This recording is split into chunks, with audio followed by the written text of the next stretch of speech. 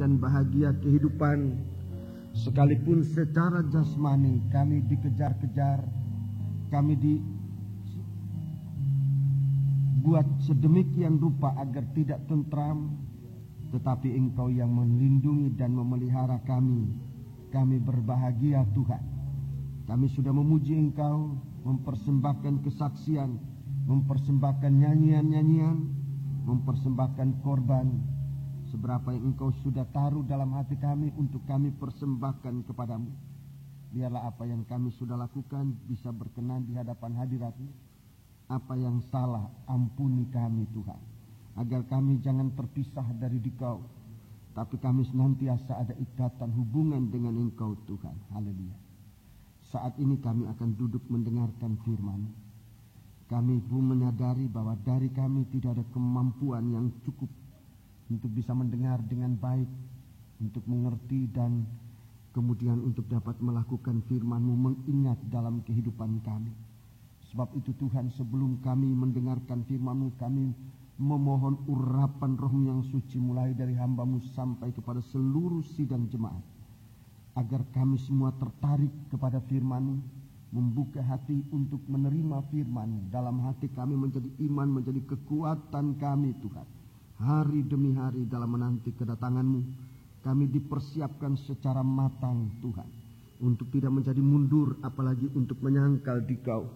Tapi justru di saat-saat Engkau memberikan kami kesempatan mengalami segala sesuatu tindisan, di sana Engkau memberikan kami roh kemuliaan, agar kami tetap bertahan sebagai orang yang percaya kepadamu Tuhan. Terima kasih saat kami akan mendengar firman-Mu Tuhan. Kami ingat saudara-saudara kami yang tidak sempat berbakti pada pagi hari ini. Lebih gereja-gereja yang sedang dihancurkan. Mereka yang dikejar-kejar. Mereka yang mengungsi. Kami tidak tahu di mana mereka berada Tuhan. Tapi kami doakan mereka, berikan hiburan, berikan kekuatan. Firman yang sempat mereka dengar pada waktu-waktu yang lalu, tumbuhkan, hidupkan dalam mereka Tuhan. Haleluya. Agar menjadi kekuatan di saat mereka menderita, di saat mereka disiksa, di saat mereka mengalami apapun juga Tuhan. Kami berdoa, kami mohon dengan sungguh-sungguh Tuhan. Biarlah urapan-Mu yang sempat mereka pernah terima akan bekerja di saat-saat mereka menderita. Mungkin mereka sudah meninggalkan harta benda dan sekarang mereka menderita. Mereka mengungsi dimanapun dengan makan yang tidak mencukupi, dengan keadaan yang tidak sesuai. Bapa, berikan mereka kekuatan agar mereka jangan menyangkal Dikau Tuhan. Haleluya. Kami doakan Tuhan, kami doakan mereka. Terima kasih Bapa, terima kasih. Dan gereja-gereja-Mu yang lain yang mendapat kesempatan berbakti, Tuhan berikan urapan-Mu, berikan firman-Mu. Dan kami yang sekarang berada di tempat ini, yang mendapat kemurahan-Mu untuk mendengar firman pada hari ini, dengan tidak dikurangi sedikit pun, baik kesempatan maupun porsi yang Engkau siapkan. Bapa, gairahkan hati kami untuk mendengarkan firman-Mu. Terima kasih sebab satu waktu kami tidak dapat lagi berkumpul semacam ini. Tapi di saat-saat Engkau masih berikan kami kesempatan, berikan kami pengertian untuk dapat menggunakan kesempatan dengan sebaik-baiknya. Kuasa-kuasa kegelapan yang mengganggu, menggoda kami dalam saat firman-Mu diberitakan. Tuhan, kami panggil nama Engkau buat usirkan dia. Di dalam nama Tuhan Yesus Kristus, segala roh jahat, setan, kami ikat, kami perintahkan kamu semua. Dalam nama Yesus, pergi. Darah Yesus yang berkuasa. Terima kasih Bapa, haleluya. Terima kasih, dalam nama Yesus kami sudah berdoa. Haleluya. Amin.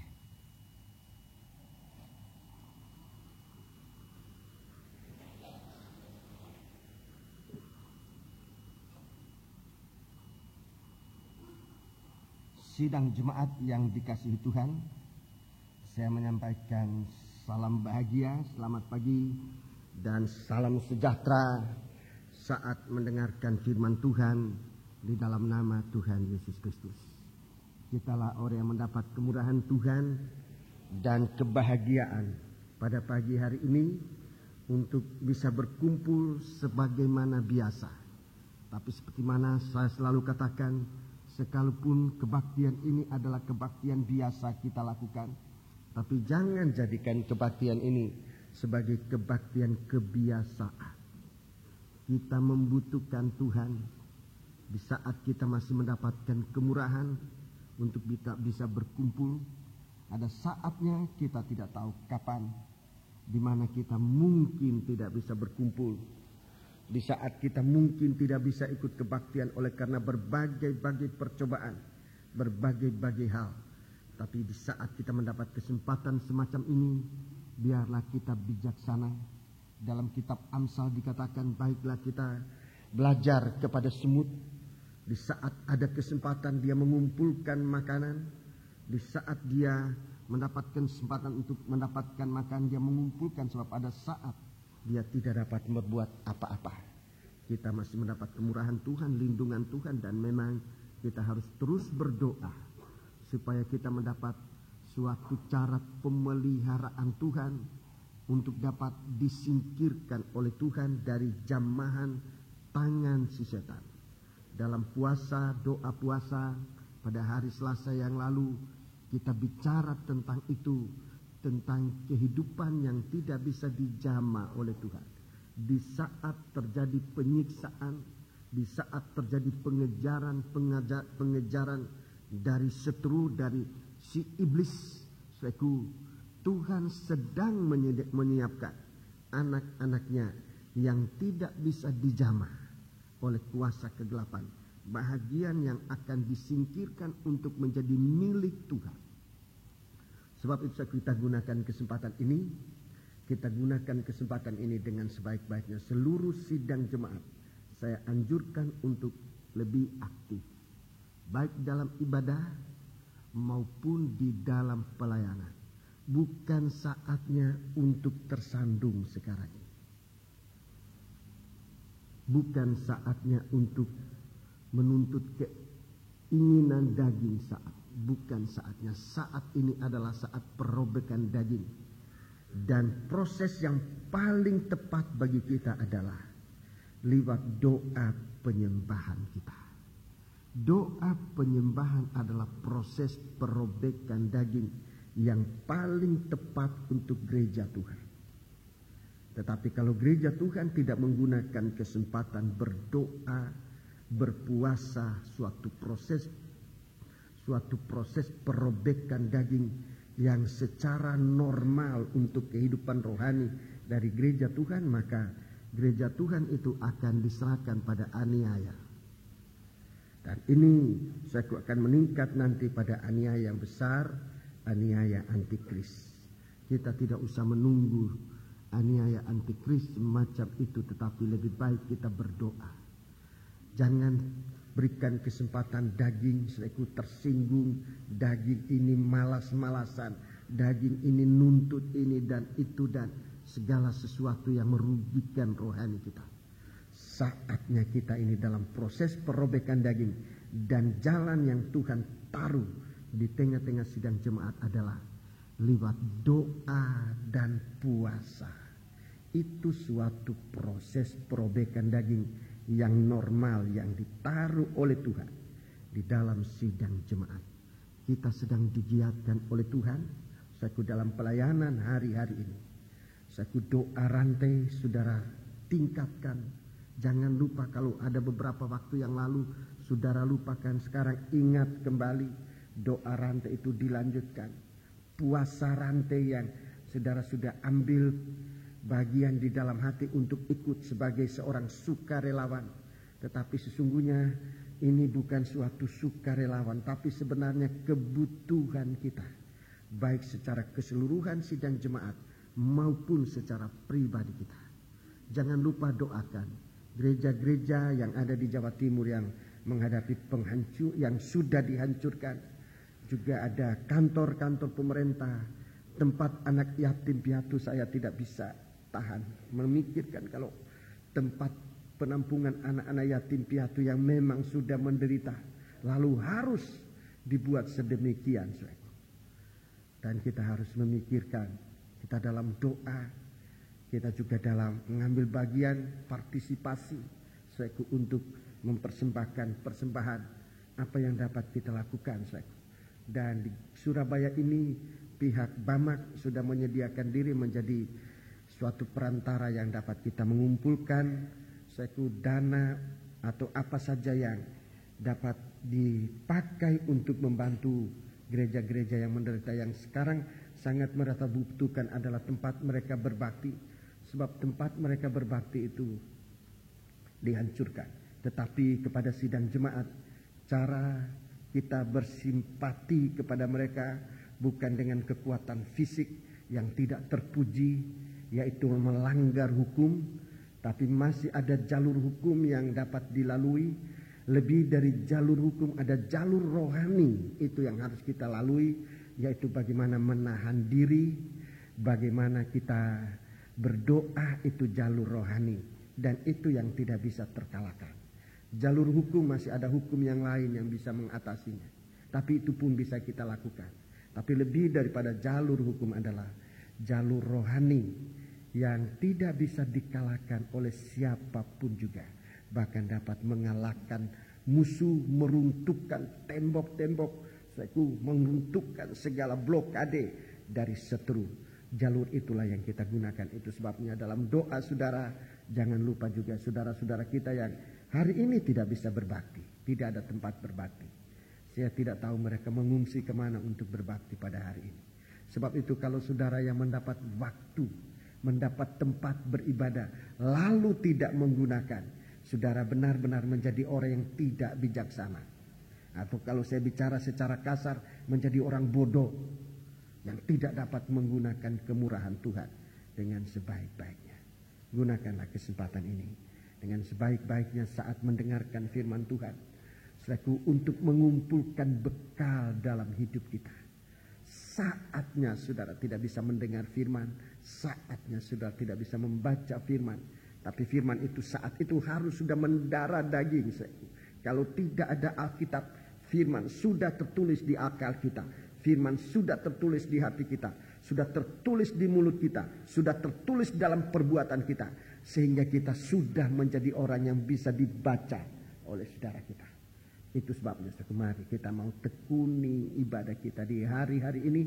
Kalau kita melihat segala sesuatu yang terjadi, yang bagi daging, membuat kita menjadi takut, menjadi apa saja.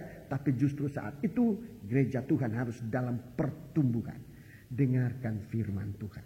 Gereja Tuhan akan ditaruh oleh Tuhan. Gereja Tuhan akan ditempatkan oleh Tuhan bagaikan kaki dian yang bersinar di tengah-tengah kegelapan. Kalau kegelapan tidak ada, kalau malam tidak ada, lampu tidak ada arti. Tapi kalau kegelapan itu datang, di saat itu terang, pelita, terang dari dunia sangat dibutuhkan, sangat dirindukan.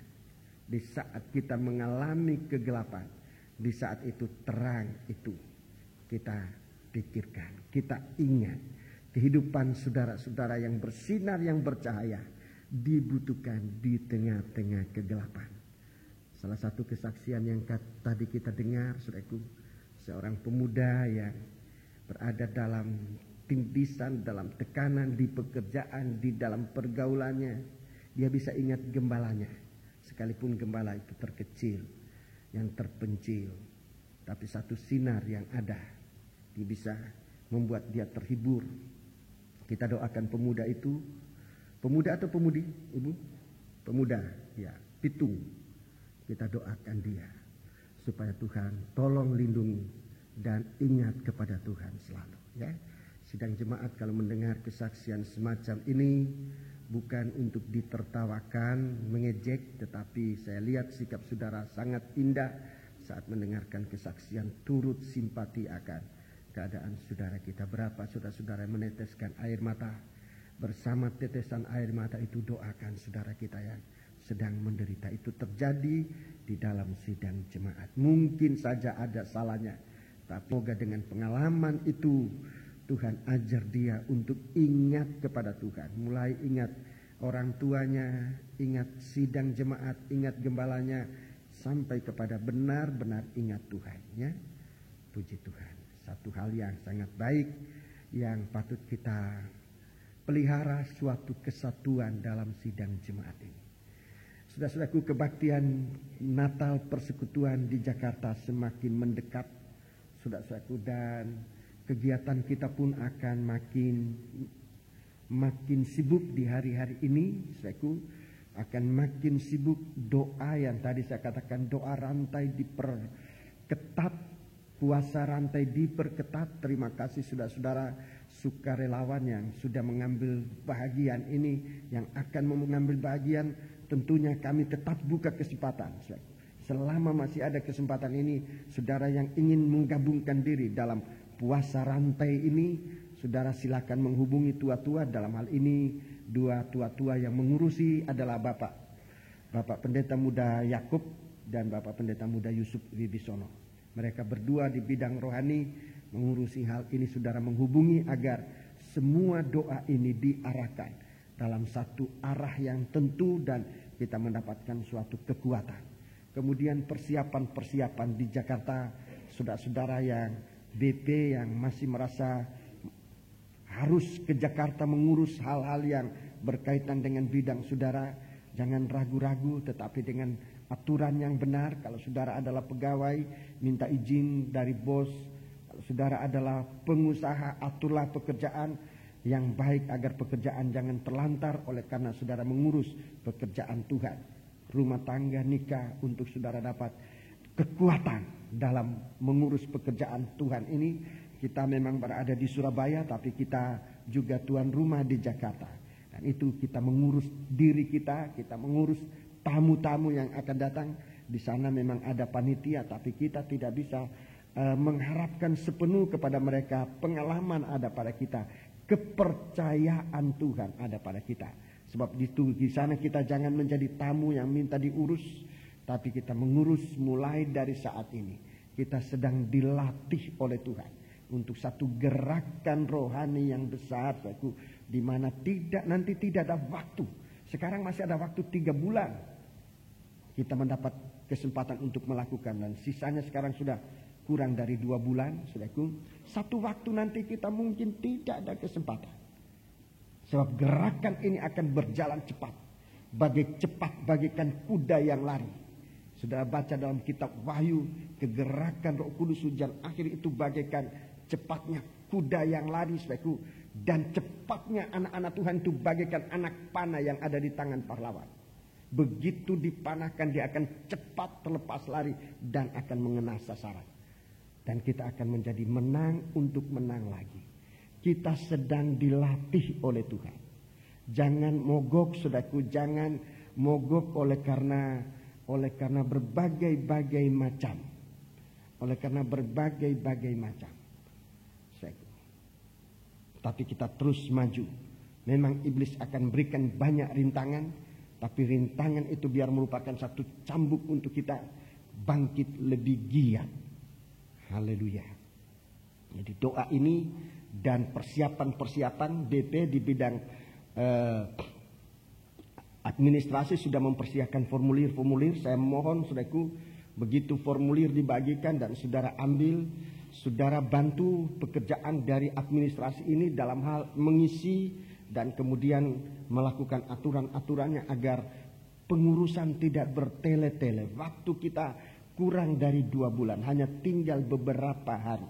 Sehingga segala pengurusan menyangkut sekarang yang paling mendekat, menyangkut transportasi, menyangkut akomodasi, menyangkut konsumsi. Itu bukan waktu yang harus bertele-tele. Silakan saudara melakukan dengan iman. Haleluya. Dan kita dalam satu kesatuan pelayanan ini, saya mohon pengertian bersama dalam hal ini. Bukannya kita mengada-ada untuk membuat susah. Terlebih saudara-saudara memang sudah dalam keadaan susah, baik ekonomi maupun rumah tangga dan sebagainya. Tetapi di dalam keadaan susah ini, mari kita menghadapi ini dalam satu kesatuan doa. Saudara-saudara berdoa, ingat juga saudara-saudara kita yang dalam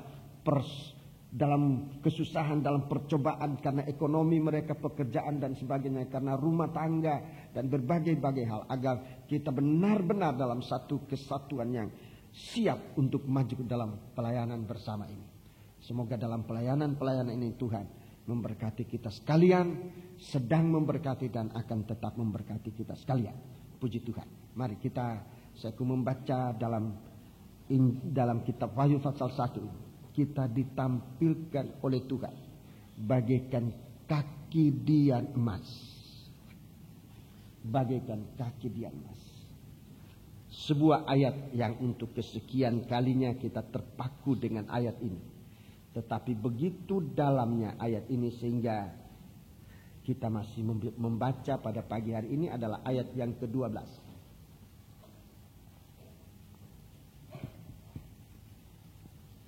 Lalu aku berpaling untuk melihat suara yang berbicara kepadaku. Dan setelah aku berpaling, tampaklah kepadaku 7 kaki dian dari emas. Ya, 7 kaki dian dari emas. Ini gereja dalam satu kesatuan. Angka 7 itu angka sempurna. 7 kaki dian dari emas ini bicara dari gereja dalam satu kesatuan. Berada di mana-mana di seluruh dunia. Dari organisasi manapun juga nanti organisasi ini tidak berbicara lagi macam-macam. Kita nanti akan melebur menjadi hanya satu organ. Satu tubuh yang hidup. Organ itu tubuh yang hidup. Organ tubuh Kristus. Bukan organisasi. Organisasi itu mati. Kita tidak mengurus organisasi. Kita ke Jakarta nanti tidak mengurus organisasi. Kita menggabung untuk masuk dalam penyatuan tubuh Kristus. Organ tubuh Kristus. Dasar dari gereja kita Pancasila itu juga berdasarkan pada Bhinneka Tunggal Ika, bermacam-macam tapi dalam satu kesatuan. Dalam keadaan rohani kita jauh lebih dari itu, sebab menyangkut sampai bukan hanya budaya tapi sampai di dalam darah daging kita. Puji Tuhan. Itu sebabnya mari kita memperdalam hal ini dalam satu penyatuan. Saudaraku, kita meningkatkan pelayanan kita. Tadi saya katakan semua bidang sudah dalam kegerakan, keadaan mereka bergerak lebih meningkat. Bidang-bidang semua. Tadi bidang administrasi dalam mulaikan dengan pendaftaran, waktu singkat, cepat kita lakukan. Pengumpulan dana juga kita ingat, sebab membutuhkan dana sangat banyak. Kerinduan dari hamba-hamba Tuhan untuk hadir. Dan hamba-hamba Tuhan ini dibiayai oleh panitia. Dalam hal ini kita di sini Surabaya BP dalam membiayai mereka makan dan tempat mereka menginap di Jakarta itu adalah dalam tanggungan biaya BP. Sebab itu kita membutuhkan dana yang banyak. Kita meningkatkan hal ini. Tapi harus dikerjakan dalam satu kesatuan. Dalam satu kesatuan. Saudaraku, untuk kita bisa melakukan segala sesuatu dengan baik. Di Jakarta mereka juga sedang mengumpulkan ini seberapa yang dapat. Dan baiklah kita saling mendukung. Aku berpaling untuk melihat suara yang berbicara kepadaku. Dan setelah aku berpaling, tampaklah kepadaku 7 kaki dian emas. Saya baca lanjut ayat 13. Dan di tengah-tengah kaki dian itu ada seorang serupa anak manusia, berpakaian jubah yang panjangnya sampai di kaki, dan dadanya berlilitkan ikat pinggang. Ini imam besar. Imam besar sedang giat, sedang aktif. Dia dalam memakai jubah panjang dengan berikat pinggang. Ini bahasa Alkitab, saudaraku. Berikat pinggang itu artinya dia dalam pelayanan, dalam aktivitas pelayanan. Sebab itu satu syarat pelayanan dari imam besar, pinggangnya harus berikat, tangannya harus penuh. Kita melayani Tuhan jangan dengan tangan kosong, berarti jangan dengan hati kosong. Hati kita harus diisi dengan sesuatu dari Tuhan. agar kita dapat melakukan pekerjaan ini menjadi berkat bagi sesama dan untuk memuliakan nama Tuhan. Jadi bersama tampilnya kaki Dian, tampil pula imam besar. Kalau di dalam perjanjian lama yang tidak sempat saya terangkan pada hari ini sebab itu dalam pengajaran tabernakel, imam besar dan pelita itu dikaitkan dengan pembersihan. Kaki Dian itu harus dibersihkan dan dinyalakan. Jadi kalau imam besar tampil dikaitkan dengan kaki Dian, itu artinya suatu pekerjaan pembersihan dan untuk menyalakan kaki Dian. Dan itu suatu pekerjaan secara rutin. Bagi kita tampilnya imam besar adalah usaha Tuhan untuk mengerjakan suatu penyucian. Dan penyucian ini merupakan usaha. Ini yang saya ucapkan perkataan ini. Usaha terakhir dari Tuhan. Usaha terakhir dari Tuhan untuk mengadakan pendamaian dengan sidang jemaat. Usaha terakhir. Artinya sesudah itu tidak ada usaha lagi. Kalau kita luput tidak mengalami penyucian, tidak ada lagi usaha untuk menyelamatkan saudara itu. Tidak ada lagi. Ini usaha terakhir. Dengan 7 perkataan. Yang tiap-tiap 7 perkataan itu disertai dengan percikan darah. Ini penyucian terakhir. Cara terakhir dari Tuhan untuk menyucikan, mengadakan pekerjaan pendamaian untuk sidang jemaat. Kalau sidang jemaat tidak mau menggunakan ini, tidak ada lagi cara lain untuk mendamaikan sidang jemaat itu dengan Allah. Tidak ada cara lain. Sebab itu jangan lewatkan kesempatan ini. Di sini diceritakan tentang lebih dahulu saya akan menyelesaikan seberapa yang Tuhan berikan kepadaku tentang kaki Dian ini. Tentang kaki Dian ini yang akan bersinar di tengah-tengah kegelapan. Kaki Dian jelas dia mengalami suatu proses. Kaki Dian dia mengalami suatu proses gemblengan. Kaki Dian ini satu proses gemblengan. Digembleng. Coba tabernakel supaya saudara lihat tabernakel dan sekaligus imam besar dengan mempelai dan tabut perjanjian. Ya. Saudara perhatikan ini suatu peningkatan supaya saudara melihat arah yang Tuhan sedang kerjakan dalam kita. Bukan Tuhan kerja tanpa arah, tapi Tuhan kerja dengan suatu rencana yang sangat matang. Kaki Dian ini, tolong kaki Diannya, tabernakel lebih dahulu ditayangkan. Minta bantuan satu orang ya. Kaki Dian. Kaki Dian ini, kaki Dian ini yang berada dalam ruangan suci, ini dalam gereja Tuhan, itu satu alat yang digembleng, dibentuk lewat gemblengan. Tidak dalam suatu cor-coran, tidak, tapi itu digembleng, dipukul, ditoreh, sampai mendapatkan satu bentuk yang indah digambar sana, digambar di dinding itu, satu bentuk yang indah yang memang berbagai-bagai macam bentuknya. Di dalam kaki Dian ini, di dalam kaki Dian ini kita menemukan ada 3 unsur yang besar. Ada nyala api yang mengeluarkan sinar. Nyala api yang mengeluarkan sinar. Itu bicara tentang kasih Allah. Jadi dalam gereja Tuhan harus ada api yang menyala ini. Ini tentang kasih Allah. Ya. Kemudian di dalam kaki Dian ini diketemukan juga pelita yang diisi minyak. Tolong pelitanya, ya. Pelita yang berisi dengan minyak. Minyak itu Roh El Kudus. Jadi dalam gereja Tuhan ditemukan kasih Allah. Dalam gereja Tuhan ditemukan Roh Kudus dalam tiap pribadi, dalam tiap pribadi. Kemudian di dalam, tolong bagian-bagian dari, baik di carangnya, ya di cabang-carang ini, saudaraku, ada unsur kelopak, ada kuntum, ada bunga. Saudaraku, ini 3 macam, saudaraku, disusun sedemikian rupa sehingga membentuk suatu kaki dian. Jumlahnya 66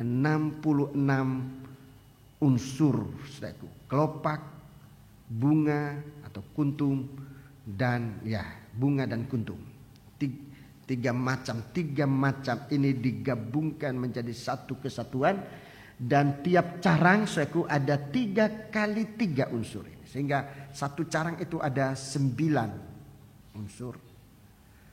Ada 6 carang, 6 kali 9, 54 unsur. Ditambah dengan tiang tengah dengan pokoknya, ya itu ada 4 unsur, 4 bagian, 4 kali 3 unsur menjadi 12. Sehingga 54 ditambah 12 unsur menjadi 66 unsur. Dalam suatu kaki dian ini ada 66 unsur, dan ini bicara tentang 66 kitab perjanjian lama dan perjanjian baru. Alkitab itulah firman Allah. Sehingga kita melihat keseluruhan, saudaraku, tampilnya kaki dian adalah tampilnya nomor 1, kasih Allah yang menyala. Kasih Allah yang menyala. Di dalam sidang jemaat tanpa kasih Allah, dalam kehidupan kita tanpa kasih Allah, kita tidak ada terang. Kemudian di dalam sidang jemaat ada Roh Kudus. Tanpa Roh Kudus mustahil ada nyala. Mustahil ada nyala.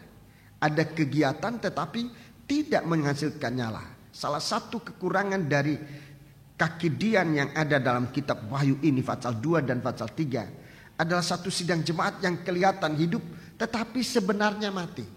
Dia dalam satu kegiatan tetapi tidak dalam pimpinan Roh Kudus. Dia kelihatan hidup tetapi sebenarnya mati. Jadi sudah perhatikan, saya ikut dalam sidang jemaat ini, dalam sidang jemaat itu harus ada Roh Kudus. Kemudian yang ketiga adalah firman Allah, pengajaran firman Allah. Hadirnya Tuhan dalam sidang jemaat, dengarkan, hadirnya sidang jemaat, hadirnya Tuhan dalam suatu kebaktian. Hadirnya Tuhan dalam suatu kebaktian sebagai imam besar dinyatakan dengan 3 perkara ini. Nomor 1, dalam jemaat itu ada pengajaran firman. Itu bukti bahwa Allah hadir dalam ibadah itu. Saudara baca di dalam perjanjian baru umpamanya yang lebih dekat dengan masa kita. Di setiap kali Yesus tampil di dalam rumah Allah, dalam rumah sembahyang, ia mengajar. Mengajar berarti menyampaikan pengajaran. Kalau ada pengajaran, bukti bahwa Yesus hadir dalam ibadah itu. Pengajaran. Nomor 1. Adanya Roh Kudus. Dia sebagai imam besar, kalau masuk dalam tabernakel, ada di jubahnya itu ada giring-giring yang berbunyi. Kalau dia masuk, bukti ada imam besar, kedengaran pada giring-giring yang berbunyi. Ya, imam besar masuk. Giring-giring itu saku bahasa Roh Kudus. Kepenuhan Roh Kudus ditandai dengan bahasa lidah. Dalam penyembahan, itu tanda imam besar itu ada. Ada doa penyembahan yang disertai dengan bunyi giring-giring ini. Begitu imam besar masuk, giring-giring ini ada. Di imam besar Allah Bapa dalam sidang jemaat ditandai dengan kita merasakan kasih Allah. Kita merasakan kasih Allah, dan seringkali kasih Allah ini tidak tertahankan dan air mata keluar, saudaraku. Air mata mengalir, saudaraku. Ini perlu saya terangkan sekalipun kelihatan sepele, tetapi saya sudah pernah tersandung dengan ini. Dulu saya tersandung dengan gereja semacam ini yang menangis. Saya pikir dulu menangis ini adalah suatu peraturan dalam gereja semacam ini. Sebab waktu itu saya tidak mengerti, tidak mengalami, saya orang Kristen lama, tapi saya tidak mengerti hal itu dan saya anti soal itu. Saya tidak senang. Saya sudah mengaku kepada Tuhan dan menarik apa yang saya lakukan di saat saya menjadi seorang muda. Seku di daerah kami tentang gereja menangis semacam ini. Saya adalah seorang pemuda yang juga anti gereja semacam itu. Saya sudah tarik hal ini di hadapan Tuhan, di hadapan sidang jemaat berulang-ulang kali. Saya tidak mengerti, tapi waktu saya dijamah oleh Tuhan dengan kasih-Nya. Waktu kasih Tuhan menjamah hati saya, di sana saya menjadi mengerti dan saya tidak bisa menjelaskan dengan kata-kata. Tapi setiap saudara yang mengalami jamahan kasih Tuhan itu, saudara akan tahu apa yang artinya orang menangis. Saudara akan menjadi tahu tentang kasih Allah menjamah hati manusia. Itu tidak ada perkataan bisa mengucapkan, tidak ada pelukis bisa melukiskan pengertian yang terkandung dalam setetes air mata sebagai bukti jamahan tangan Allah dalam hati seorang manusia. Hati yang keras bagaimanapun, tapi kalau tangan Tuhan menjamah hati itu, dia akan leleh. Biar dia merupakan batu gunung, tapi dia akan meleleh bagaikan es yang kena panas kasih-Nya Tuhan. Tidak bisa tahan. Dan itu tidak bisa diterangkan. Tidak ada rumusnya. Hanya bisa dirasakan, bisa dialami, kemudian menjadi mengerti. Itulah penampilan kaki Dian. Kaki Dian akan ditampilkan oleh Tuhan di tengah-tengah kegelapan saudara dan saya sampai saat ini. Untuk menjelaskan ini, saya akan membawa saudara-saudara dalam perjanjian lama. Sebab apa yang dilihat oleh Rasul Yohanes ini pernah dilihat oleh Nabi Zakaria menjelang pekerjaan penyempurnaan dari gereja Tuhan, dari rumah Allah. Tuhan menampakkan diri kepada Zakaria, Nabi Zakaria. Kita membaca kitab Zakaria pasal 4. Kitab Zakaria pasal 4. Di perjanjian lama, jangan cari di perjanjian baru. Ada Zakaria di perjanjian baru, tetapi itu bapa dari Nabi Yohanes Pembaptis. Zakaria, kitab Nabi Zakaria perjanjian lama mendekat akhir, ya. Sebelum Maleaki itu Zakaria. Zakaria pasal 4. Zakaria pasal 4 kita membaca di sini sebuah kaki Dian dijelaskan. Sebuah pelita dijelaskan secara rinci. Mari kita membaca ayat 2 sampai dengan ayat 6. Maka berkatalah ia kepadaku, apa yang engkau lihat? Jawabku, aku melihat tampak sebuah kandil. Ya, sebuah kandil. Dari emas seluruhnya. Emas seluruhnya. Dan tempat minyaknya di bagian atasnya. Ya, tempat minyak ada di bagian atasnya. Kandil itu ada 7 pelitanya. Ya, kaki Dian itu atau kandil itu ada 7 pelitanya. Dan ada 7 corot pada masing-masing pelita. Ada 7 corong. Jadi ada selang. Ada selang pada masing-masing pelita. Yang ada di bagian atasnya itu. Yang bagian atasnya. Terus. Dan pohon zaitun ada terukir padanya. Ya, dia ada terukir pohon zaitun. Pohon zaitun ini buahnya diambil untuk menjadi minyak dari kaki Dian. Jadi terukir. Pohon zait ini terukir. Dia sebagai suatu tanda bahwa kaki Dian ini sangat erat hubungannya dengan pohon zait yang buahnya diperas mendapatkan minyak untuk pelita. Terus. Satu di sebelah kanan tempat minyak itu, ya. Dan satu di sebelah kirinya. Ya. Lalu berbicaralah aku, kataku kepada malaikat yang berbicara dengan aku itu. Ya. apakah arti semuanya ini, Tuanku? Apa arti semuanya ini, Tuanku? Maka berbicaralah malaikat yang berbicara dengan aku itu, katanya kepadaku, Ya. tidakkah engkau tahu apa arti semuanya ini? Tidakkah engkau tahu apa arti semuanya ini? Terus? Jawabku, tidak, Tuanku. Tidak. Maka berbicaralah ia, katanya, Berbicara ialah katanya. inilah firman Tuhan kepada Zerubabel, bunyinya, Ya, terus? bukan dengan keperkasaan Bukan dengan keperkasaan daging, dan bukan dengan kekuatan, bukan dengan kekuatan daging, kekuatan manusia, melainkan dengan rohku, firman Tuhan semesta alam. dengan rohku, firman Tuhan semesta alam. Kita bekerja, ada kepandaian, saudaraku, ada kekuatan, ada kebisaan, ada uang, semua kita punyai, tetapi menentukan keberhasilan kita bekerja bukan pandainya kita. Kalau buat pekerjaan dunia mungkin itu. Kalau buat usaha di dunia mungkin itu bisa menentukan. Tapi untuk pekerjaan Tuhan, khusus untuk pekerjaan Tuhan, keberhasilan kita menjadi kaki Dia yang bercahaya, bukan kepandaian kita. Sekalipun kita butuhkan kepandaian. Bukan kekayaan kita, sekalipun kita butuhkan kekayaan. Bukan kekuatan kita, sekalipun kita butuhkan kekuatan. Tapi yang menentukan adalah Roh El Kudus. Adalah Roh El Kudus. Itu yang mengetahui. Itu yang menentukan kita berhasil atau tidak. Banyak orang pandai, tapi tanpa Roh Kudus untuk melakukan pekerjaan Tuhan, dia tidak dapat berbuat apa. Banyak orang terpandang, tapi untuk melakukan pekerjaan Tuhan, dia tidak dapat berbuat apa-apa.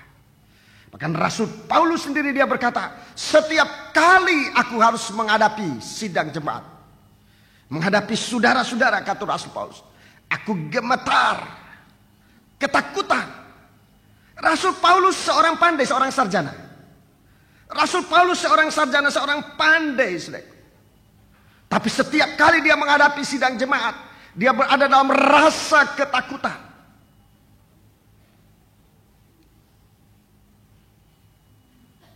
Kalau saya bersaksi, saya mohon maaf, saudaraku. Saya tidak mau menyombongkan diri, tidak juga untuk mengada-ada. Tapi pengalaman saya dalam melayani Tuhan, semakin sering kali melayani Tuhan, rasa takut itu semakin ada di hati ini. Kalau di dalam dunia, saudaraku, orang yang biasa dengan pekerjaan itu, semakin dia berlatih, semakin dia tidak merasa takut lagi, sudah biasa. Tetapi lain dengan di dalam ladang Allah. Semakin sering diperhadapkan dengan pekerjaan semacam ini, rasa takut itu menguasai di dalam hati. Aku gemetar untuk menatap setiap mata yang harus diarahkan kepada kita. Secara jasmani saja, saudaraku, itu sudah membuat gemetar. Apalagi kalau kita merasa ada satu beban yang harus disampaikan, bahwa setiap mata yang memandang ini membutuhkan sedikitnya berkat. Lebih dari itu, mereka membutuhkan jawaban perkara-perkara yang tidak mereka dapat atasi. Ada banyak hal yang harus disampaikan, membuat kita menjadi ketakutan. Kekuatan tidak mampu, saudaraku. Kepandaian tidak mampu. Dan Rasul Paulus, saudaraku, dalam suratnya dia menyampaikan pengalaman rasa takutnya itu, sehingga sebagai suatu penghiburan, bagiku juga suatu penghiburan. Tuhan memilih yang bahkan yang tidak ada arti apa-apa, dipilih dan dipakai oleh Tuhan. Dipilih dan dipakai oleh, lewat apa? Lewat kuasa Roh El Kudus. Kalau tidak ada Roh Kudus, saudaraku, Tidak ada orang mampu berkhotbah bertahun-tahun. Saya mau katakan, kalau tidak ada Roh Kudus, tidak ada orang mampu berkhotbah bertahun-tahun. Suatu penyelidikan, saya tidak ikut menyelidiki sejauh mana kebenarannya, akuratnya penyelidikan itu. Dan dia katakan hasil penyelidikan, sekali khotbah itu capeknya sama dengan orang menyangkul di sawah sekian hari. Sekali khotbah. Beratnya di daging ini. Sekali berkhotbah. Itu capeknya sama dengan capeknya orang menyangkul di sawah berhari-hari. Satu kali. Dan saya membaca itu, saya pikir kalau demikian, siapa yang bisa bertahan mampu untuk berkhotbah bertahun-tahun? Bapak Pendeta Toteis lebih dari 50 tahun sebagai hamba Tuhan. Bukan cuma itu, dalam usia 81 tahun lebih, saya berjalan 82 tahun, masih harus berkhotbah dan dalam keadaan yang sangat fit, sangat semangat. Saya lihat dia berkhotbah di India, saudaraku. Luar biasa, luar biasa. Saya memuliakan Tuhan. Kalau bukan Roh El Kudus, tidak ada lagi pendeta yang bisa bertahan. Tidak ada pendeta bertahan. Belum menghadapi kritik, belum menghadapi nistaan, belum menghadapi fitnaan yang cukup melemahkan hati. Tapi Roh Kudus, bukan dengan kekuatan, bukan dengan keperkasaan, tetapi dengan Rohku, kata Tuhan. Saudara-saudara, itu sebabnya gereja Tuhan perlu ada hubungan. Di sini ditampilkan bagaimana posisi dari setiap pelita ini. Posisi dari setiap pelita yang di atasnya ada sebuah tempat, bagian atasnya ada tempat minyak. Ada tempat minyak di bagian atasnya. Dan dari tempat itu ada corot. Saya pakai saja bahasa hari-hari corot ini dengan istilah corong. Saya tidak tahu bentuk corot ini bagaimana, dari apa dibuat. Tetapi untuk menjelaskan pada kita hari-hari ini, corot ini semacam corong. Kalau sekarang mungkin karet, mungkin plastik, mungkin apa saja. Buat kita tidak usah penting itu. Yang penting ada saluran dari minyak ini sampai ke pelita itu. Ada corot. Dan begitu corot itu bocor, begitu corot itu putus, apalagi dicabut tidak ada lagi corot, pelita itu sekalipun dia emas, dia tidak ada arti apa-apa lagi. Jangan merasa diri pandai, saudaraku. Jangan merasa diri kuat. Jangan merasa diri bisa. Kekuatan kebisaan kita itu hanya dari sumbernya minyak yang ada di atas kita. Siapa ini tempat minyak ini? Siapa ini sumber ini? Yesus Kristus. Jikalau kita tahu meninggikan dia, menaruh dia di tempat yang paling atas, itu mempercepat mengalirnya minyak dalam kehidupan kita. Salahnya kita, saudaraku, tidak mendapat minyak. Seringkali kita taruh tempat minyak itu di bawah. Kita tidak taruh di bagian atas. Secara kehidupan rohani hari-hari, saudaraku, kalau benda cair itu berada di atas, itu mempermudah, mempercepat dia mengalir, saudaraku. Mengalirnya cairan itu ke tempat di mana kita butuhkan. Tuhan sangat bijaksana. Kalau Tuhan menyuruh kita mempermuliakan dia, menempatkan dia di atas tempat kita. Ibadah kita, saudaraku, ibadah kita, setiap kita beribadah dimulai dengan menyanyi, berdoa, menyanyi, saudaraku.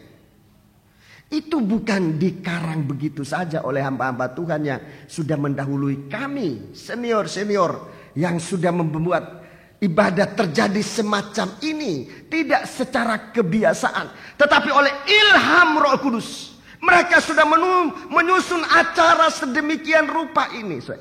Dimulai dengan memuji Tuhan. Apa artinya pembukaan? Seringkali kita tidak hargai pembukaan. Apa artinya menyanyi? Apa artinya kesaksian? Artinya ialah menempatkan Yesus di atas segala-galanya dalam ibadah ini. Di bagian yang paling utama, paling atas. Ini menentukan, saudara. Kalau saat pembukaan kita perhatikan, itu menentukan keberhasilan seluruh ibadah kita. Kalau di dalam pembukaan saudara main-main, dan ini suatu kesalahan yang dibuat oleh sidang jemaat, termasuk di sini. Dalam pembukaan kita pikir ya, biar berada di luar, toh masih pembukaan belum firman.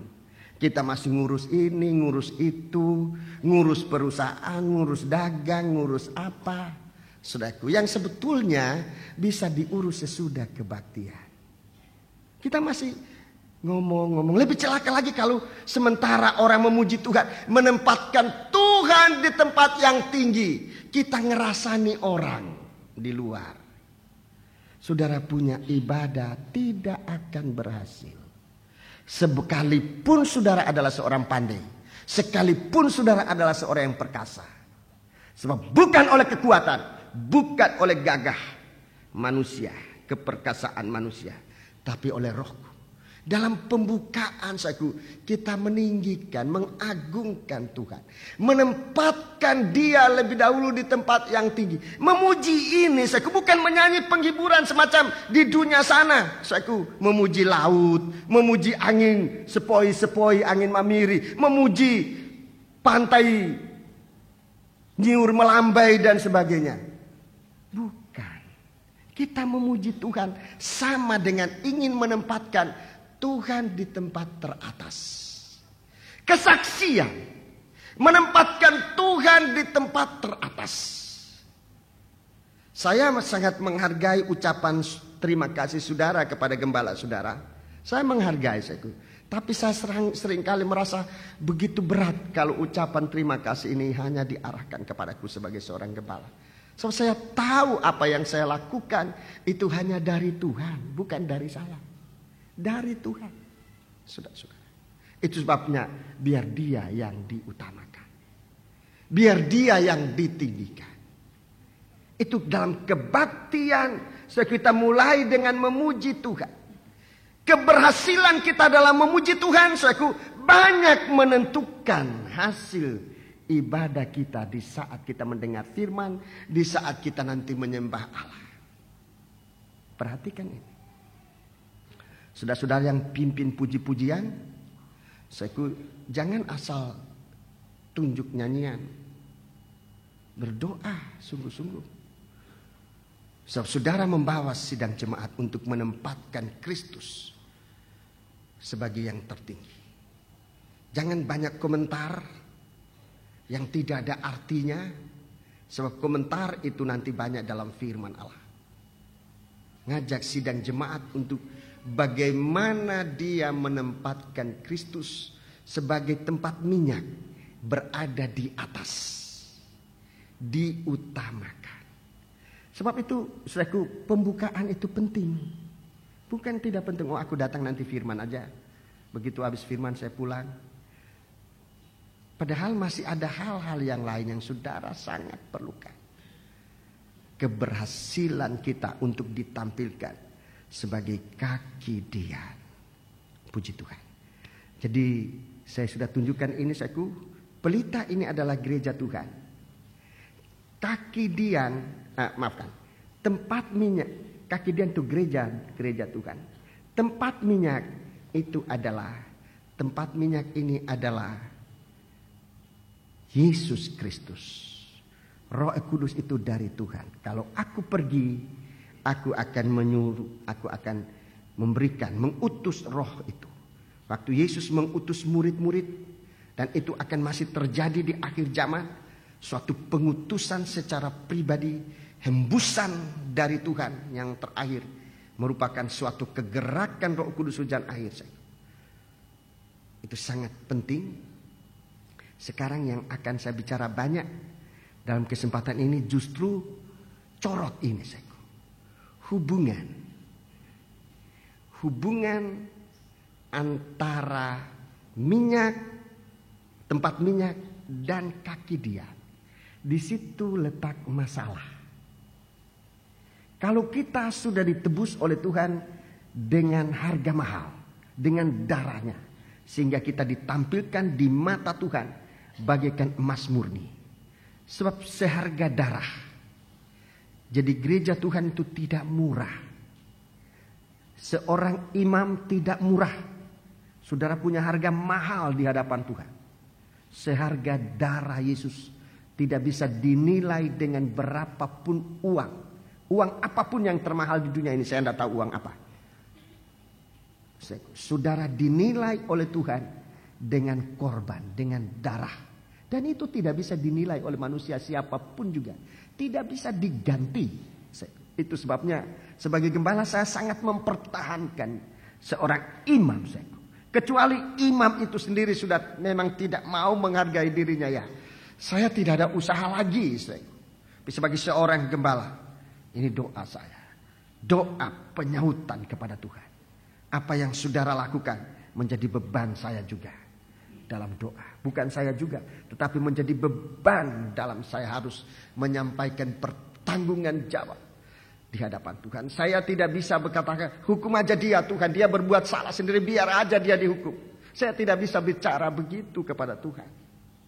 Sebagai seorang gembala yang dipercayakan untuk doa penyautan ini, doa mempertanggungjawabkan domba ini. Jangan ada domba yang hilang. Itu cukup berat.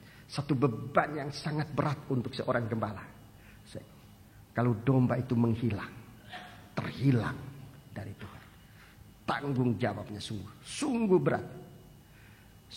Tetapi itulah tugas yang sangat mulia dan membahagiakan kami. Jika dapat tanggung jawabkan seekor domba yang menyimpang tetapi mau kembali kepada Tuhan. Puji Tuhan. Jadi masalah sekarang dalam sidang jemaat adalah ini. Bukan kita kurang dana, bukan kita kurang pandai, bukan kita kurang kuat, sehingga kita tidak berhasil. Bukan itu. Masalahnya terletak di corong. Hubungan antara tempat minyak dan pelita. Itu masalah. Itu masalah yang harus kita jaga.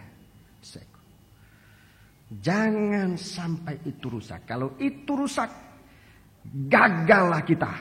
Sekalipun kita punya harta banyak, sekalipun kepandaian kita cukup begitu banyak, bahkan bisa sampai menaruh sarang kita di antara bintang-bintang, Tuhan akan lemparkan kamu ke bawah. Kekuatan apapun juga yang kita miliki, tapi tanpa hubungan kita dengan Tuhan, kita tidak bisa lakukan apa-apa. Yohanes 15. Kita baca mulai ayat yang ketiga. Yohanes 15 mulai ayat yang ketiga. Kamu memang sudah bersih karena firman yang telah kukatakan kepadamu. Ya, untuk tinggal dalam Tuhan ini harus bersih. Harus bersih. Terus? Tinggallah di dalam aku dan aku di dalam kamu. Ya. Sama seperti ranting tidak dapat berbuah dari dirinya sendiri. Sama seperti ranting tidak dapat berhasil, tidak dapat berbuah dari dirinya sendiri. Kalau ia tidak tinggal pada pokok anggur, terus? Demikian juga kamu tidak berbuah jika kamu tidak tinggal di dalam aku. Siapapun kita, tanpa ada hubungan dengan Tuhan. Di sini dalam Injil Yohanes 15 ini, Injil Yohanes 15 ini digambarkan sebagai pokok dan carang. Kalau carang itu sudah tidak ada hubungan dengan pokok, dia tidak bisa berbuah apapun juga. Tidak bisa. Bagaimanapun indahnya carang itu. Tapi kalau dia berada di luar pokok, dia tidak bisa berbuah apa-apa. Dan ini kita jangan keliru, saudaraku. hubungan kita dengan Tuhan sebagai sumber minyak, sebagai pokok, saudara, itu jangan ada masalah. Jangan ada masalah, saudara. Mari kita lihat bagaimana kita ada hubungan, dalam hal apa kita ada hubungan baik dengan Tuhan. Bagaimana kita ada hubungan baik dengan Tuhan. Ini yang kita harus perhatikan. Nomor satu, hubungan baik kita dengan Allah. Untuk menerima minyak. Untuk menerima Roh Kudus dari Dia. Yang harus dijaga.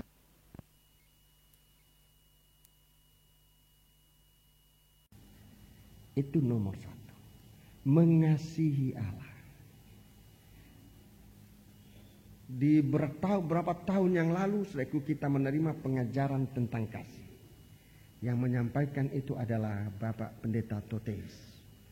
Ya, sampaikan itu dalam urapan yang tinggi sekali, dalam urapan yang sangat dapat dirasakan. Dia bicara tentang kasih Allah. Di saat dia berkhotbah, satu perkataan yang saya tidak bisa lupakan sampai kapanpun juga. Dia berbicara dalam firman Tuhan. Seorang yang tidak mengasihi Allah sebenarnya tidak diizinkan ambil bagian pekerjaan Tuhan. Itu perkataan yang saya tidak mungkin lupakan. Seorang yang tidak mengasihi Allah sebenarnya tidak diizinkan untuk mengambil bagian dalam pekerjaan Tuhan. Waktu dia katakan, kalau kita ini mendapat kesempatan untuk bisa beribadah, mendengar firman, untuk bisa berbakti, bahkan untuk bisa menjadi hamba Allah, itu satu bukti kasih Allah. Yang kalau kita tidak menghargai sungguh-sungguh, kita benar-benar dirugikan. Di saat itu kami semua hamba Tuhan tidak ada yang tidak mencucurkan air mata. Hancur. Jadi itu memang benar. Bisa dirasakan. Beratnya kita melayani pekerjaan Tuhan apa? Sebab kita tidak mengerjakan pekerjaan itu dengan mengasihi sampai kita memandang pekerjaan Allah itu pekerjaan dari Bapa adalah pekerjaan kita sendiri. Adalah tanggung jawab yang Tuhan percayakan kepada kita. Kita mengerjakan ladang ini adalah ladang kita sendiri. Tidak kita pisahkan. Ini kita bagikan orang upahan di dalam ladang itu. Kalau kita merasakan hanya orang upahan di dalam ladang, memberi peluang untuk kita bisa korupsi, memberi peluang untuk kita bisa mencuri apa yang menjadi milik Tuhan, hasil dari ladang itu. Saudara ingat dalam perumpamaan tentang penyewa kebun anggur dalam Injil Matius. Peluang untuk mencuri milik Tuhan. Peluang untuk membunuh dari anak Allah itu. Membunuh berarti tidak ada hubungan sama sekali. Sebabnya urapan Roh Kudus ini kita bisa rasakan. Di saat kita merasakan, di saat kita mengalami kasih Allah itu dalam kehidupan kita. Dan kalau kita melayani Tuhan, urapan Roh Kudus itu di dalam kita. Dan itu kekuatan yang makin bertambah. Kita selalu dibaharui dalam kekuatan kita dalam melayani Tuhan. Ini kekuatan yang Tuhan berikan kepada setiap hamba Tuhan. Sehingga membuat hamba-hamba Tuhan, anak-anak Tuhan, sidang jemaat bisa bertahan sampai pada hari ini. Lewat kasih Allah itu, Roh Kudus. Atau bersama dengan kasih Allah itu, Roh Kudus diturunkan. Bersama turunnya Roh Kudus, kasih Allah pun kita rasakan. Surat Roma pasal 5. Saya akan tunjukkan hal-hal ini. Supaya kita melayani Tuhan, beribadah, jangan kebiasaan, tetapi biar kita merasakan kasih Allah. Surat Roma pasal 5, kita baca mulai ayat pertama. Sebab itu kita yang dibenarkan karena iman, Kita hidup dalam damai sejahtera dengan Allah oleh karena Tuhan kita Yesus Kristus. Ya, jadi bisa ada hubungan damai. Damai itu artinya peperangan dihentikan. Perkataan damai itu artinya peperangan sudah berhenti. Ada pertemuan. Sering damai itu ditandai dengan jabat tangan atau ciuman. Itu damai. Peperangan kebencian itu dihentikan. Ada hubungan antara manusia dan Kristus, antara tempat minyak dan pelita. 2. Oleh Dia kita juga beroleh jalan masuk oleh iman kepada kasih karunia ini. Iya. Di dalam kasih karunia ini kita sendiri dan kita ulang. Di dalam kasih karunia ini kita berdiri. Iya, kita berdiri dan kita bermegah. Kita bermegah dalam pengharapan akan menerima kemuliaan Allah. Terus. Dan bukan hanya itu saja. Bukan hanya itu saja. Kita malah bermegah juga dalam kesengsaraan kita. Dalam kesengsaraan masih bisa bermegah. Waktu kita difitnah, waktu kita dianiaya, kita masih bermegah juga. Terus? Karena kita tahu bahwa kesengsaraan itu menimbulkan ketekunan. Kesengsaraan itu menimbulkan ketekunan. Terus? Dan ketekunan menimbulkan tahan uji. Tahan uji. Dan tahan uji menimbulkan pengharapan. Menimbulkan pengharapan. Terus? Dan pengharapan tidak mengecewakan. Karena kasih Allah telah dicurahkan di dalam hati kita oleh Roh Kudus yang telah dikaruniakan kepada kita. Ya, jadi kasih dan Roh Kudus itu turun bersama. Jadi hubungan dalam kasih, hubungan dengan Tuhan dalam kasih itu jangan diputuskan. Itu harus kita periksa. Kita datang kepada Tuhan karena kasih atau karena berkat.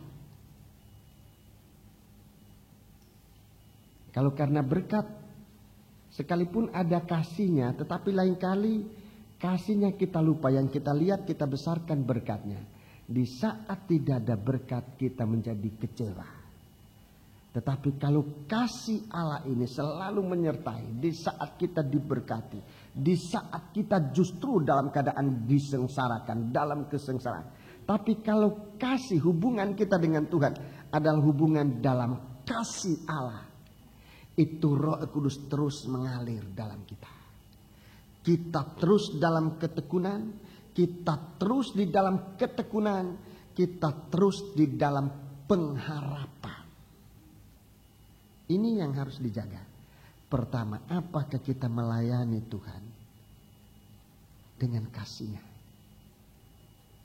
Bukan dengan kebiasaan.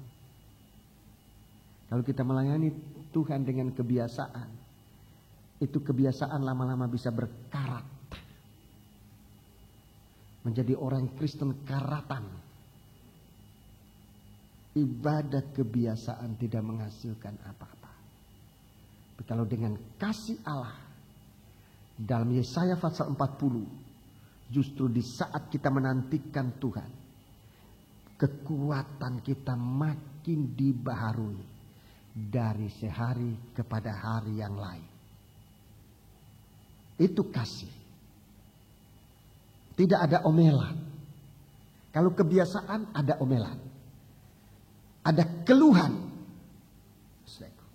Karena kebiasaan mengeluh. Ada keluhan. Ada omelan. Dan kita tidak menjadi suatu apapun. Jadi dalam kita menjadi orang yang bersaksi. Orang yang dipakai oleh Tuhan. Bagaikan kaki Dian ini, perhatikan. Hubungan kita dengan Tuhan adalah hubungan di dalam kasih. Di dalam kasih. Itu harus kita perhatikan. Dalam ayat ini dikatakan, dalam ayat ini dikatakan, karena kita tahu bahwa kesengsaraan itu menimbulkan ketekunan. Ini yang kedua yang harus kita perhatikan. Dalam pelayanan kita, apa ada ketekunan ini? Jadi corot itu diperiksa dari awalnya tentang kasih Allah. Kalau kasih Allah ada, Kalau kasih Allah ada, waktu ada berkat kita tidak jadi sombong. Waktu tidak ada berkat kita tidak putus asa. Kita tidak mengomel, kita terus melayani Tuhan. Sekarang bagian selanjutnya yang kita harus perhatikan tentang ketekunan. Melayani Tuhan ini harus ada ketekunan. Ini corot. Ini bahagian dari corot, dari selang, dari corong, selang yang menghubungkan antara Kristus dan kita, mengalirnya minyak. Kisah Rasul pasal 2 ayat 42. Ini selang. Ini satu corong yang harus diperhatikan. Kisah Rasul pasal yang kedua ayat 42. Jadi sejak awal Tuhan sudah pasang corong ini dalam gereja Tuhan. Corong selang. Ya. Tuhan sudah pasang selang ini dalam gereja Tuhan. Dan selang ini harus diperiksa setiap kali pelayanan kita. Mari. Ayat 41 dan 42. Orang-orang yang menerima perkataannya itu memberi diri dibaptis, dan pada hari itu jumlah mereka bertambah kira-kira 3.000 jiwa. Ya, jumlah mereka bertambah 3.000 jiwa. Tolong tabernakel. Ya. 3.000 jiwa ini ukuran dari kemah. Seluruh ruangan suci dan ruangan maha suci ini ukurannya 3.000 kaki persegi. Hasta, bukan kaki, hasta. 3.000 hasta kubik.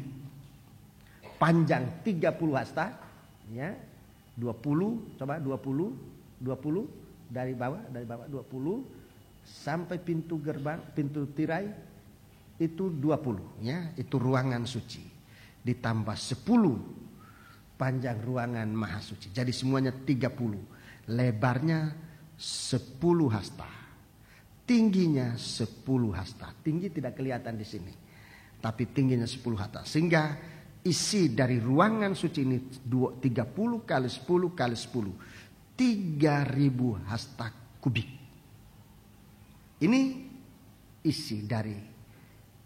Ini 3.000 orang memenuhi ukuran dari ruangan suci dan ruangan maha suci. Berarti suatu kesatuan umat Tuhan. Suatu kesatuan umat Tuhan. Baik gereja yang disucikan untuk ditingkatkan saatnya nanti menjadi gereja Tuhan yang disempurnakan. Sekarang ayat 42, lihat. Orang yang 3.000 ini, ayat 42. Mereka bertekun dalam pengajaran rasul-rasul. Mereka bertekun dalam pengajaran rasul-rasul. Terus? Dan dalam persekutuan. Dalam persekutuan. Dan mereka selalu berkumpul untuk memecahkan roti. Ya, berkumpul untuk memecahkan roti. Dan berdoa. Dan berdoa. Jadi sudah lihat di sini ada 3 macam ketekunan. Ada 3 macam ketekunan yang harus diperhatikan. Saudaraku, ini bukan peraturan yang dibuat oleh manusia, saudaraku. Tetapi ini ditentukan oleh firman. Para imam-imam perhatikan ini, saudaraku. Saudara sudah membuat kontrak dengan Tuhan. Di saat saudara diletakkan tangan, semua imam-imam sebelum melayani menerima penumpangan tangan. Saat itu saudara bagaikan teken kontrak dengan Tuhan. Untuk melayani Tuhan. Dan tidak ada seorang pun yang harus dapat memutuskan kontrak itu secara sepihak.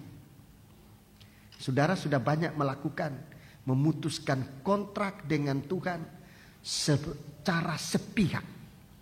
Dari pihak saudara sendiri memutuskan kontrak dengan Tuhan. Kalau saudara sebagai pengusaha, kalau saudara sebagai pegawai bekerja, ada kontrak antara pengusaha maupun pegawai. Coba kalau Kalau kontrak itu diputuskan sepihak, ributnya bukan main. Kalau pengusaha memecat pegawai dari sepihak saja, ributnya bukan main, apalagi di zaman sekarang. Kalau saudara sebagai pegawai memutuskan kontrak secara sepihak, coba berpikir sebagai anak Tuhan, sejauh mana benarnya perbuatan saudara. Sekarang di dalam Tuhan, di dalam ladang Allah, di saat saudara ditabiskan menjadi imam, saudara-saudaraku, saya tidak memaksa, saya tidak ingin memaksa siapapun juga. Tetapi saat kita datang kepada Tuhan, memasukkan kehidupan kita di dalam rencana Allah, saudaraku, dibaptis, masuk dalam ukuran 3.000 orang. Masuk dalam ukuran kehidupan gereja Tuhan yang disucikan dan akan disempurnakan oleh Tuhan. Kita kontrak dengan Tuhan untuk menjadi masuk dalam bagian penyucian dan sempurna tubuh Kristus. Saudara putuskan kontrak secara sepihak sebagai imam. Tanggung jawabnya di mana? Sebagai anggota gereja, tanggung jawabnya di mana? Kita sudah membuat kontrak dengan Tuhan.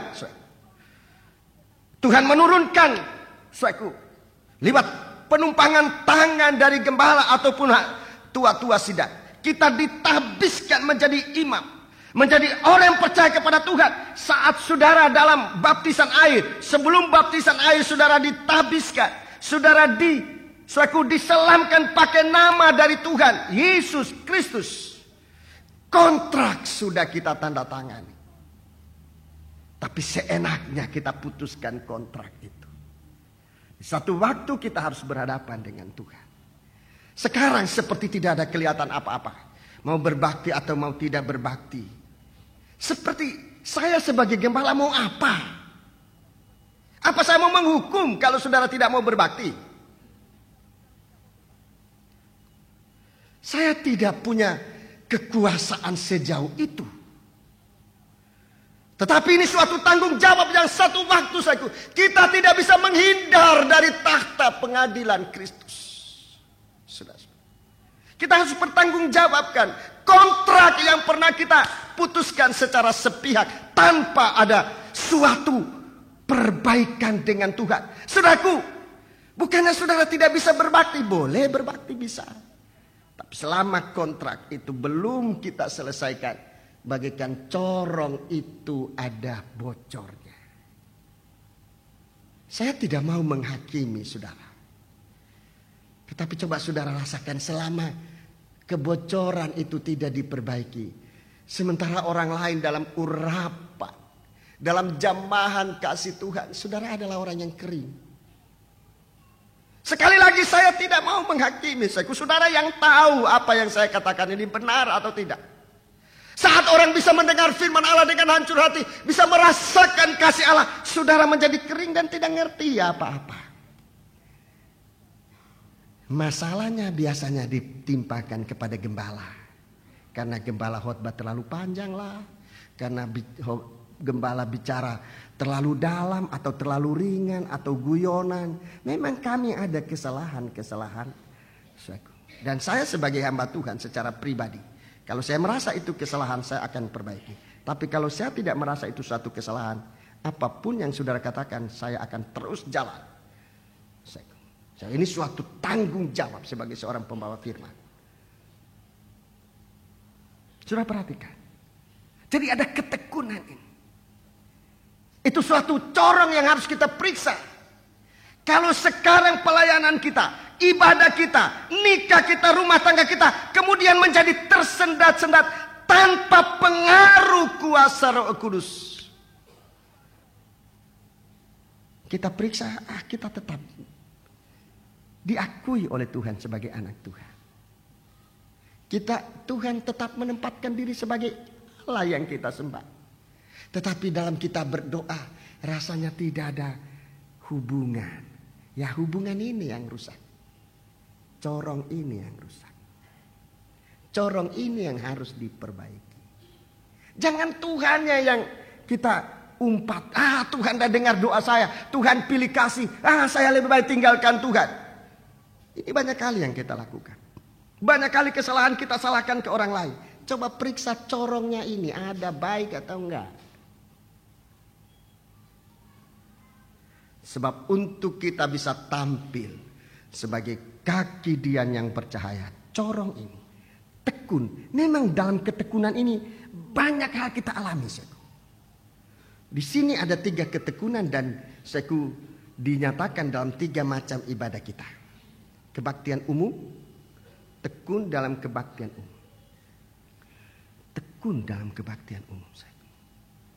Sebagai orang yang bisa bersaksi, tekun dalam berbakti. Saudara bawa jiwa, datang ke sini, jiwa-jiwa sudah datang. Lama-lama dia lihat, loh, tempo hari yang bawa saya itu di mana? Saya dibawa ke sini, dia sendiri pergi. Banyak kali ditanya, saya menerima pertanyaan itu. Dan kemurahan Tuhan, banyak kalinya Tuhan memberikan hikmat untuk menjawab. Memang cukup berat itu. Dulu yang bawa saya yang saksi si A, tetapi sekian lama saya datang di gereja, saya tidak lihat lagi saudara itu di mana. Kalau pindah ya gampang saya jawab, oh dia pindah ke kota lain, dia pindah ke gereja lain. Itu masih gampang saya jawab. Tetapi kalau dia kembali ke dunia, coba bayangkan bagaimana beratnya penyautan kepada orang berdosa. Saya harus memberi penyautan cukup berat. Bagaimana saya memberi penyautan kepada Bapa di surga? Cukup berat. Kalau orang tanya kepada saya. Tekun. Ini nomor 1. Dalam kebaktian umum kita tekun. Jadi itu peraturan saudaraku, bukan dibuat-buat oleh manusia, tapi itu ukuran ketekunan. Ini yang pertama. Kita tekun dalam saudaraku persekutuan, kebaktian umum. Kedua, tekun dalam pengajaran rasul-rasul. Tekun dalam pengajaran rasul-rasul. Sebab persekutuan ini dasarnya adalah pengajaran firman. Persekutuan akan kuat kalau pengajaran itu saudaraku satu dalam pengajaran. Kalau 2 pengajaran tidak mungkin kesatuan itu utuh. Nggak mungkin. 2 apalagi 3 apalagi 4 gereja itu akan kacau. 1 pengajaran. Di dalam gereja Tuhan hanya ada 1 pengajaran. Ketekunan kita pada pengajaran rasul-rasul. Ini yang kita, kalau sudah periksa pengajaran rasul-rasul, baik Rasul Paulus, Rasul Petrus, Rasul Yohanes, rasul-rasul maupun nabi-nabi yang mendahului mereka, kita akan lihat pengajaran ini berdasarkan Alkitab. Dalam 1 Timotius pasal 1. 1 Timotius pasal 1. 1 Timotius pasal 1. Ada yang mengatakan, wah tidak ditulis 1 pengajaran. Coba baca 1 Timotius pasal 1. Ayat yang 3 dan 4. Ketika aku hendak meneruskan perjalananku ke wilayah Makedonia, aku telah mendesak engkau supaya engkau tinggal di Efesus Ya. dan menasihatkan orang-orang tertentu. Menasihatkan orang-orang tertentu ini orang-orang dalam surat Galati pasal 2, orang-orang yang menyusup masuk untuk menggoyahkan iman dari anak-anak Tuhan, dari sidang jemaat. Menasihati orang-orang tertentu agar mereka jangan mengajarkan ajaran lain. Jangan membawa ajaran lain. Ataupun sibuk. Ya, sebentar. Jangan membawa ajaran lain. Hanya ajaran yang disampaikan oleh rasul-rasul.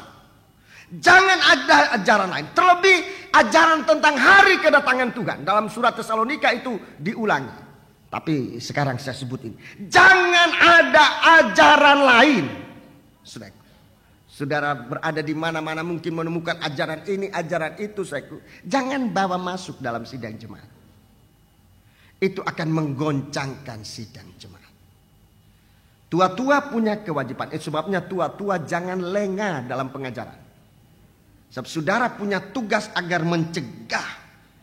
Jangan ada penyusupan ajaran-ajaran lain. Aku tidak mengizinkan. Jangan mengajarkan ajaran lain. Ayat 4. ataupun sibuk dengan dongeng Ya. dan silsilah yang tiada putus-putusnya, Ya. yang hanya menghasilkan persoalan belaka dan bukan tertib hidup keselamatan yang diberikan Allah dalam iman.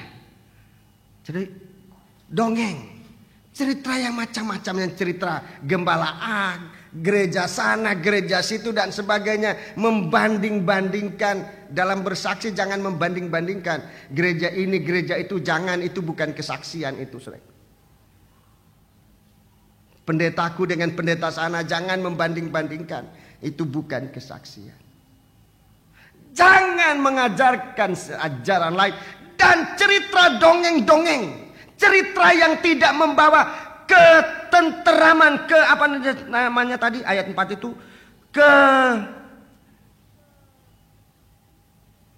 ketertiban hidup keselamatan. Perhatikan ini, saya. Dalam sidang jemaat, tekun dalam pengajaran. Bible study, saya maksudnya untuk meyakinkan, meneguhkan iman. Waktu dalam kebaktian umum, saudara terima iman. Lewat penginjilan kita terima iman, percaya kepada Tuhan. Tapi dalam Bible study, iman itu diteguhkan oleh pengajaran. Diteguhkan oleh pengajaran. Itu yang harus kita pegang. Supaya kita punya tertib hidup. Tertib hidup keselamatan. Jangan tidak tertib. Kehidupan saudara tergembala supaya tertib hidup keselamatan. Kalau tidak tergembala, saudaraku, kita bagaikan bintang yang beredar-edar. Ya bintang tapi beredar. Kita adalah domba, tapi domba yang tidak tergembala.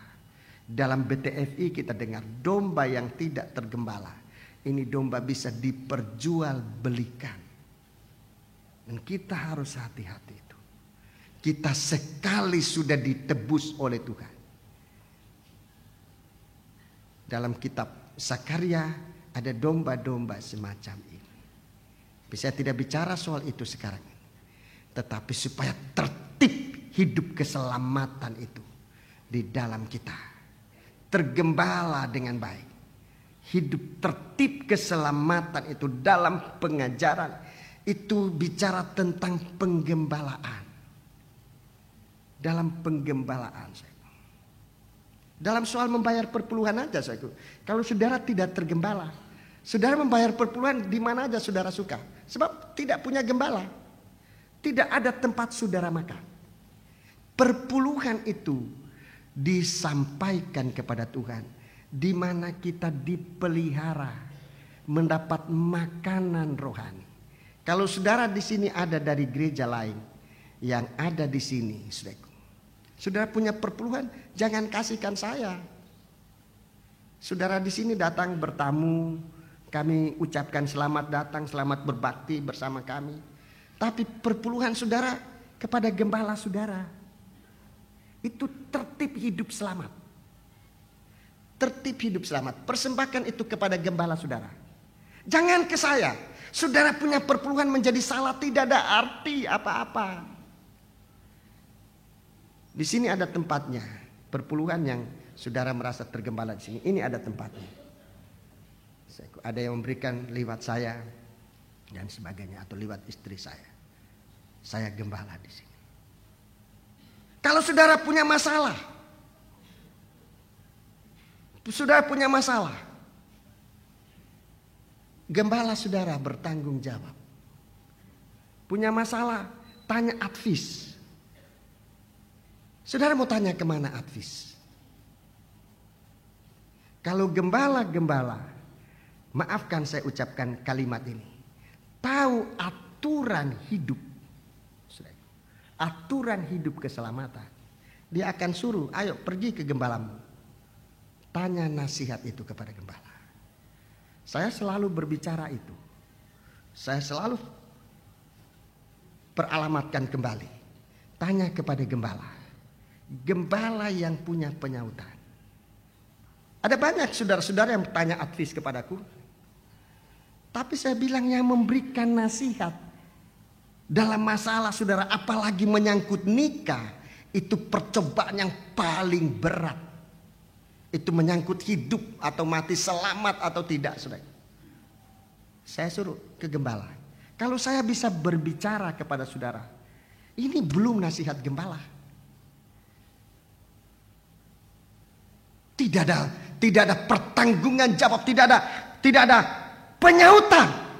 Sebab saudara digembalakan di sana, saudara harus pergi ke gembalamu, tanya di sana. Itu peraturan di sini, tertib hidup selamat. Coba baca kembali ayat 4. Ayat 4. Ataupun sibuk dengan dongeng. Iya, ini cerita-cerita kosong, ini dongeng macam-macam. Dan silsilah yang tiada putus-putusnya. Silsilah yang tidak ada putus-putusnya. Ini silsilah ini artinya cerita bersambung. Nah ini cerita bersambung yang tidak putus-putusnya. Terus Yang hanya menghasilkan persoalan belaka. hanya menghasilkan persoalan belaka. Dan bukan tertib hidup keselamatan yang diberikan Allah dalam iman. Bukan tertib hidup selamat. Sebab itu perlu penggembalaan. Ada saatnya saudara membutuhkan sepatah kata nasihat gembalamu sebagai penyautan kepada Tuhan, dan itu sangat penting. Di banyak waktu saudara mungkin tidak mementingkan gembala, tidak perlu gembala di satu waktu, sebab saudara lihat mungkin gembala itu lebih bodoh, lebih rendah sekolahnya, lebih miskin, lebih tidak kuat, lebih bodoh dan sebagainya. Di satu waktu saudara merasa lebih pandai dari gembala, dan itu memang benar. Saya kalau bicara ini saudaraku, sekali lagi bukan asal ucapkan untuk menghina, tidak, tapi memang kenyataan. Di banyak hal saudara lebih pandai dari saya, di banyak hal saudara lebih pandai. Di banyak hal saudara lebih pandai, saudara lebih cakap di banyak hal. Tapi ada satu waktu saudara membutuhkan penyautan gembala. Di satu waktu, susah waktu itu kebisaan saudara tidak bisa apa-apa. Keberhasilan yang saudara anggap itu keberhasilan tidak dapat saudara andalkan. Tertib hidup keselamatan, tekun dalam pengajaran rasul-rasul, tekun di dalam persekutuan pemecahan roti bersama. Itu hari Jumat. Hari Jumat itu hari kebaktian, suatu ketekunan. Kita tekuni itu. Kalau kita tidak tekun, kita akan menganggap kebaktian hari Jumat lebih ringan dari kebaktian lain. Ketekunan yang ketiga, tekun dalam doa. Tekun dalam doa. Ini kebaktian Bidstone pada hari Selasa. Ini lebih diringankan lagi. Bukan oleh sidang jemaat, tapi banyak kali oleh gembala. Oh, kebaktian doa. Itu dianggap ringan. Tidak perlu persiapan. Datang telat boleh. Sebab setengah jam permulaan cuma nyanyi-nyanyi. Saudara tidak tahu nyanyi-nyanyi itu menempatkan Kristus sebagai tempat minyak.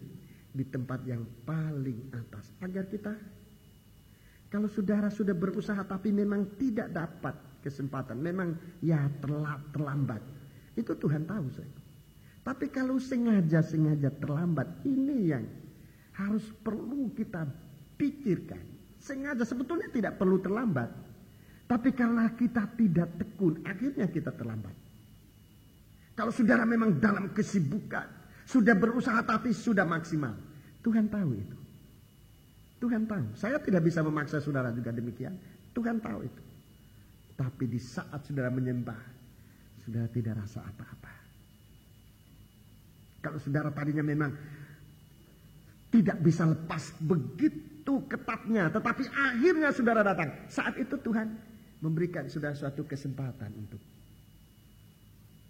waktu menyembah. Saudara merasa kasih Tuhan, sekalipun saya datang terlambat, harusnya saya tidak bisa hadir. Saat itu saudara merasa kasih Tuhan, saudara merasakan Roh Kudus, saudara bisa menyembah Tuhan dalam ini. Ini hubungan yang harus kita perhatikan.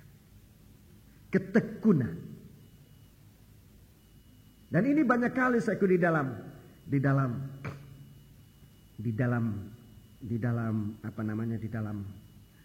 dalam hubungan kita dengan Tuhan, di dalam ibadah kita. Kebaktian doa ini yang paling diringankan. Dari 3 kebaktian umum agak banyak orang atau banyak orang. Bible study mulai kurang. Dalam Beatstone lebih kurang lagi. Jadi kira-kira begini. Kebaktian umum, Bible study, Beatstone. Ini yang paling kecil. Tetapi justru di sini kita secara langsung ada hubungan dengan Tuhan. Ini ketekunan. 3 ini namanya ketekunan. Ini harus ditekuni. Tadi saya katakan yang banyak kali meringankan Beatstone ini bukan cuma anggota sidang, tapi justru gembala.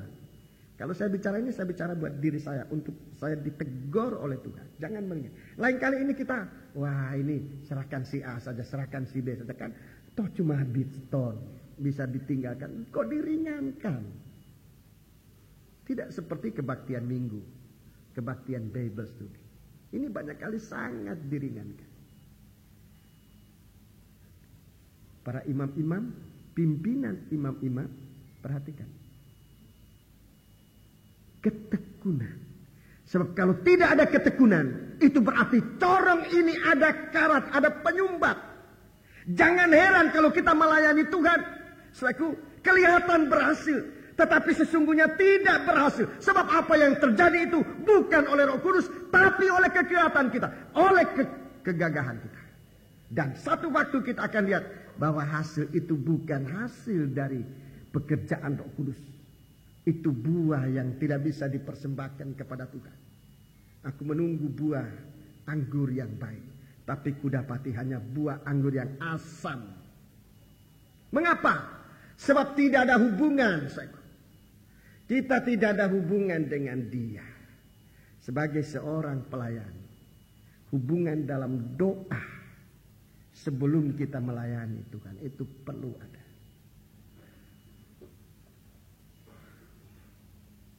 Corong. Kita lanjut memeriksa yang selanjutnya ya. Yang selanjutnya. Yaitu saat kita diuji. Saat kita dalam ujian. Itu perlu corong ini menghasilkan hubungan yang lancar. Roh Kudus dicurahkan secara lancar. Dan ini sudah paling tinggi ini saya. Jadi Tuhan lihat tentang kasih Allah, tentang kasih karunia. Ini kita terima. Roh Kudus itu kita terima sebagai pemberian Tuhan, sebagai kasih karunia. Dilanjutkan, kalau kita sudah terima sebagai kasih karunia, sebagai pemberian Tuhan, jangan kita bikin itu sebagai suatu kebiasaan. Kita perlu tekun. Nah, ketekunan ini diuji. Ketekunan kita diuji. Dan ujiannya tidak gampang. 1 Petrus pasal 4. 1 Petrus pasal 4. 1 Petrus pasal 4. Ini ujian yang berat. 1 Petrus pasal yang keempat. Kita membaca 1 Petrus pasal 4, kita membaca ayat 12. Saudara-saudara yang kekasih, janganlah kamu heran akan nyala api siksaan yang datang kepadamu sebagai ujian. Ya. Seolah-olah ada sesuatu yang luar biasa terjadi atas kamu. Ya, dalam Maleakhi pasal 3, Maleakhi pasal 3 ayat 3, 4 dan 5. Sudah lihat di sana, ini ujian terutama buat imam-imam. Buat imam itu artinya buat warga kerajaan surga, bukan anggota gereja. Tapi buat warga kerajaan surga. Sebab kerajaan surga itu adalah imam-imam dan raja-raja. Ujian ini ujian imam-imam. Ujian buat warga kerajaan surga. Yang layak menjadi warga kerajaan surga. Ada ujian. Nyala api siksaan. Sebab imam-imam ini harus bisa mempersembahkan persembahan yang berkenan kepada Allah. Harus persembahan yang berkenan kepada Allah. Kalau sekarang kita sebagai anggota gereja, kita masih belum diuji sejauh itu. Persembahan kita berkenan atau tidak berkenan, ya apa katanya Tuhan. Kita belum tahu itu. Tapi kalau sudah ditentukan menjadi anggota kerajaan surga, dia menjadi imam. Bukan imam-imam hanya sekedar menyanyi, tapi imam dalam arti dan dalam kualitas yang sesungguhnya. Bisa mempersembahkan persembahan kepada Tuhan yang berkualitas, bisa diterima oleh Tuhan. Ujiannya ini. Di saat itu bagaimana kita punya hubungan dengan Tuhan. Di saat kita diuji. Baca ayat 13. Sebaliknya bersukacitalah sesuai dengan bagian yang kamu dapat dalam penderitaan Kristus. Ya. Supaya kamu juga boleh bergembira dan bersukacita pada waktu Ia menyatakan kemuliaannya. Ya. Terus? Berbahagialah kamu jika kamu dinista karena nama Kristus. Ya, ini suatu ujian yang berat, dinista karena nama Kristus. Sebab roh kemuliaan. Roh kemuliaan ini, roh suci, roh kebenaran di sini ditampilkan sebagai roh kemuliaan yang memancarkan sinar kemuliaan. Di saat kita diuji, di sana roh kemuliaan sedang dicurahkan bagi kamu, yaitu roh Allah yang ada padamu. Ya, roh Allah pada padamu. Jadi dari corong dari tempat minyak itu mengalir. Kali ini roh yang tadinya kasih karunia, yang tadinya roh suci, kita sebut roh suci dalam ketekunan, roh suci itu menguasai kita dalam ibadah, dalam pelayanan kita sehari-hari biasa. Roh suci menyucikan pikiran kita, perasaan kita dan perkataan kita, kita disucikan dalam ibadah, dalam pelayanan kita. Tetapi dalam peningkatan yang lebih tinggi, dalam menghadapi ujian sebagai anggota kerajaan surga yang disebut imam-imam bagi Allah Ta'ala, di sana dalam nyala api itu roh kemuliaan dicurahkan. Di sana akan, kalau saya bicara ini saya merindukan itu. Kita belum sampai sejauh itu. Kalau saatnya Tuhan membawa kita kepada pengalaman semacam itu, kita sudah tahu. Kita pelihara corong ini. Hubungan kita dengan Tuhan. Di saat kita diuji, di saat itu corong harus sudah ternyata bisa mengalirkan minyak Roh Kudus itu secara lancar. Mulai dari kasih karunia Allah. Roh Kudus bagaikan kasih karunia Allah. Roh Kudus roh yang menyucikan kita. Roh Kudus roh yang memuliakan kita. Dalam ujian. Jadi kita lihat suatu perjalanan minyak ini untuk mencapai sidang jemaat. Dan sidang jemaat baru dapat ditampilkan sebagai kaki dia. Secara singkat saya menyampaikan. Gereja Tuhan yang berada dalam keadaan semacam ini akan dipakai oleh Tuhan dalam dua hal. Dalam dua hal. Dalam dua hal dipakai oleh Tuhan. Nomor satu, bersaksi. Ini tugas dari Tuhan. Gereja Tuhan bersaksi bagi mempelai laki-laki. Ini tugas. Yang kedua, gereja Tuhan diberi hak untuk mengundang orang masuk dalam kerajaan surga. Ini tidak gampang. Tapi ini hak yang diberikan oleh Tuhan kepada gereja Tuhan. Dua hal ini jika Tuhan izinkan saya akan terangkan sore hari di Jalan Johor. Jadi dua hal ini masih merupakan tugas dari gereja Tuhan. Diberi hak untuk bersaksi. Tidak semua orang mendapat kesempatan bersaksi. Ada yang tidak mau, ada yang takut. Tidak gampang. Setiap orang bersaksi, saudara dengar apa yang mereka katakan. Rasa takut, rasa tidak berani. Kalau sampai mereka bisa bersaksi, selalu mereka mengatakan ini kemurahan Tuhan. Untuk bersaksi ini tugas gereja ya. Jangan dilepaskan. Dua tugas gereja yang paling. Bersaksi, mengundang. Ini yang disebut dalam Alkitab. Kalau Tuhan beri kita perpanjangan umur, saya akan jelaskan ini di Jalan Johor. Saya akan lanjutkan Jalan Johor pada sore hari. Kita bangkit berdiri. kasih dari Tuhan. 201. Ya. Nyanyian rohani 201. Kita bangkit berdiri, kita membuka hati untuk diisi oleh Tuhan dengan kasih Allah, dengan roh Tuhan. Kita bangkit berdiri, kita melakukan kasih dari surga.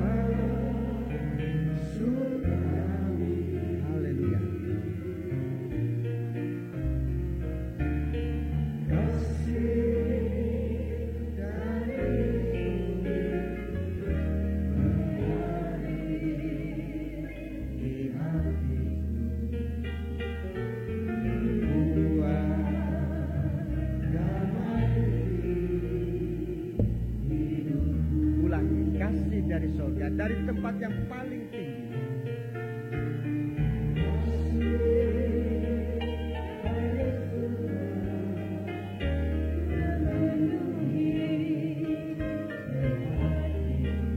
Bersama kasih Tuhan, kasih karunia itulah roh suci, dicurahkan dalam setiap hati sampai kepada orang yang tidak berlayak untuk menerimanya. Itulah kasih karunia. Penebusan dosa itu kasih karunia.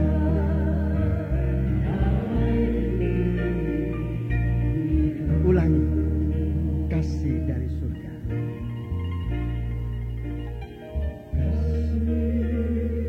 Bagaikan pelita yang berkarat.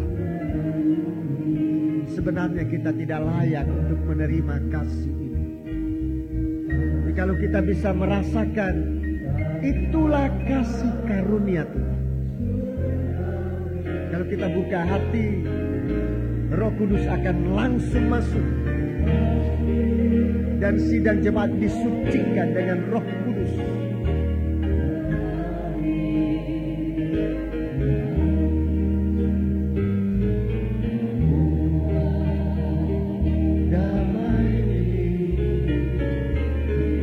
Kasih karunia membuat damai. Kita angkat tangan kita, mengalir. Kali ini Roh Kudus mengalir, menyucikan hati kita, menyucikan nikah kita, menyucikan pelayanan kita, menyucikan ibadah kita. Haleluya, haleluya, haleluya.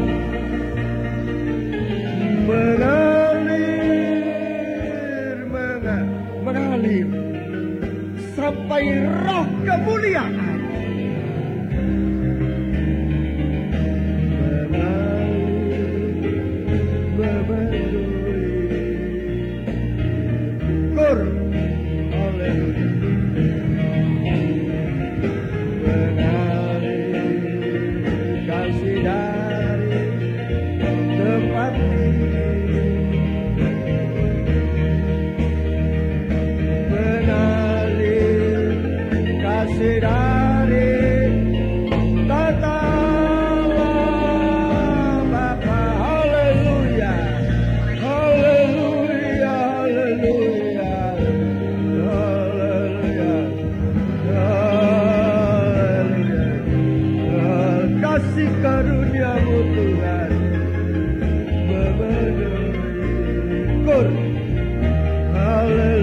Sambil menyembah Allah, membuka hati kita.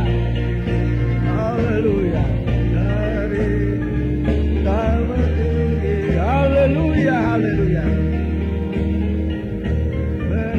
Oh, haleluya. Datanglah Kudus menyucikan, Roh Kudus mengalirkan roh kemuliaan bagi kita. Haleluya. Dan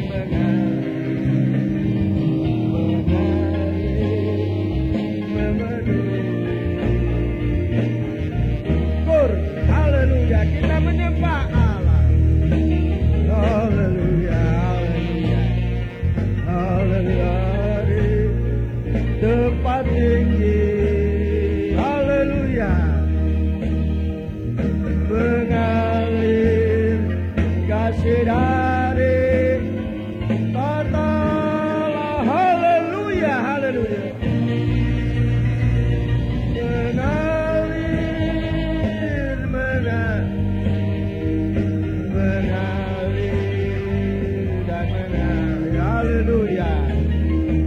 Sementara musik melakukan nyanyian, kita menyembah Allah. Haleluya. Musik melakukan, sidang jemaat masuk dalam penyembahan kepada Allah. Sembahlah Tuhan. Haleluya. Haleluya. Haleluya. Haleluya. Haleluya. Haleluya. Haleluya.